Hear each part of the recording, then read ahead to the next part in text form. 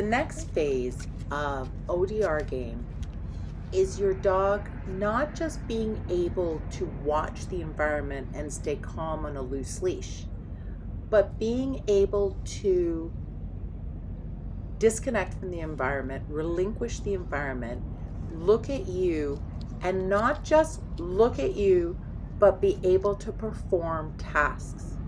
You start with simple tasks like backing up and rewarding, and you work up to more challenging tasks like healing, and eventually anything like agility or stays or anything else. This all begins with the ODR game, observe, don't react. But then the next step is, great, you can watch it on a loose leash, that's awesome, but you now need to disengage from that and pay attention to me. Kona is doing a great job of watching the environment, but is learning how to disconnect from the environment, pay attention to his owner, and perform tasks. To help the dog disengage from the environment, you want to stand behind your dog, but still on a loose leash.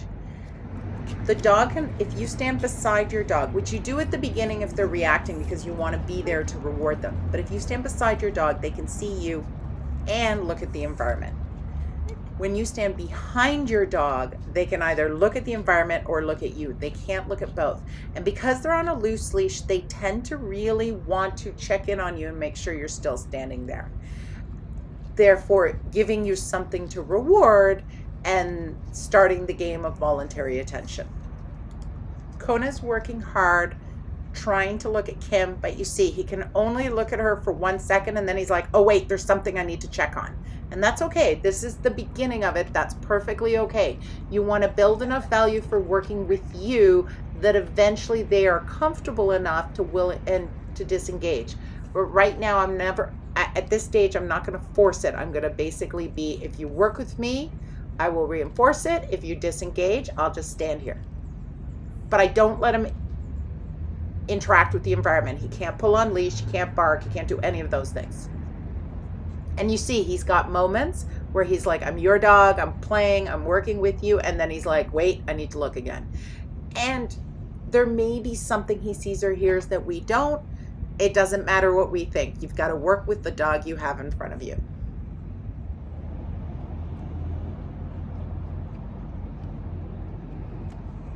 See how Kona, all of a sudden, it's like his brain arrives and he starts looking for Kim, and then she can put him into heel and he can play. But then when she takes a step, he's like, no, I still need to look around. And she did it perfectly. She stepped out of heel and said, that's great, but I'm not going to reinforce you. And he was like, wait, I'm working, and came right back to her. So it's like a dance, right? You give him information. If you look at me, I work with you, and you earn the opportunity to be reinforced. If you don't, you lose the opportunity to be reinforced. And that's it. He gives her little moments of attention, and then he's like, nope, got to go back to watching. I want you to know that for some dogs, this might take a while. Kona's now been in the parking lot for about 8 minutes. He has interacted once in a while, but then has spent a lot of time just doing this, watching the world go by. Now he goes through a chunk of, oh yeah, I can do this. I can totally pay attention. Kim's really good. As soon as he looks away, she moves, and he's like, wait, we're working. And he's moves towards her. He goes into heel, but you see, as soon as he goes into heel, he's like, no, I have to look around. But then right away she moves out, he comes right back to her.